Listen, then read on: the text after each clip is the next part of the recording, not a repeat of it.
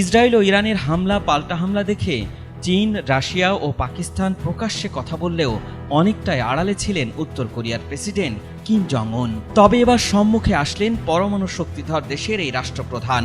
প্রকাশ্যে আসার পরই ইরানের পক্ষে অবস্থান নিয়ে ইসরায়েল ও যুক্তরাষ্ট্রকে দিলেন কঠোর হুঁশিয়ারি। আর এই হুঁশিয়ারির পরপরই কোনো কথা না বলে ছুড়লেন 10টিরও বেশি মাল্টি লঞ্চার মিসাইল।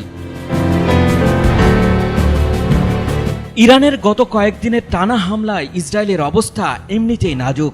তার উপর পরমাণু শক্তিধর কিম জং উনের এমন আচরণ দেখে অবাক হয়েছে গোটা বিশ্ব।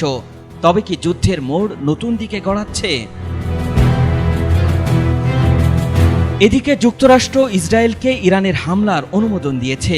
সরাসরি যুদ্ধে না জড়ালেও পিছন থেকে মূল কলকাঠি নাড়ছে ডোনাল্ড ট্রাম্প। আর এই ট্রাম্পকেই কি হুঁশিয়ারি দেওয়ার জন্য মিসাইল ছুড়লেন কিম জং উন?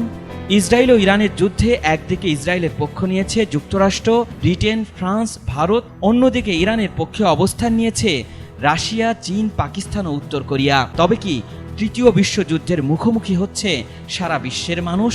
আর মিসাইল ছুড়ে সেই অবস্থানই কি জানান দিলেন কিম জং উন? বৃহস্পতিবার রাজধানী পিয়ংইয়ংয়ের কাছে সুনান থেকে উত্তর পশ্চিম দিকে 10টিরও বেশি মাল্টি লঞ্চার মিসাইল ছুড়ে পারমাণবিক শক্তিধর উত্তর কোরিয়া। এমনটি জানিয়েছে দক্ষিণ কোরিয়ার সামরিক বাহিনী। জাতিসংঘের নিরাপত্তা কাউন্সিলের রেজুলেশন অনুযায়ী উত্তর কোরিয়া ব্যালিস্টিক মিসাইল ব্যবহার করতে পারবে না। তবে দেশটি এসব নিষেধাজ্ঞা তোয়াক্কা না করেই আবারও একসাথে 10টিরও বেশি মিসাইল ছুড়েছেন, এমনটি জানিয়েছে বার্তা সংস্থা রয়টার্স।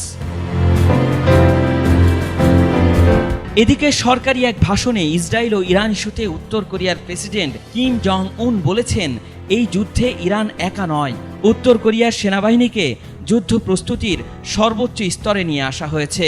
আমরা কঠিন সময়ে আমাদের মিত্রদেরকে ত্যাগ করি না, আমরা ইরানকে সম্পূর্ণরূপে সমর্থন করি।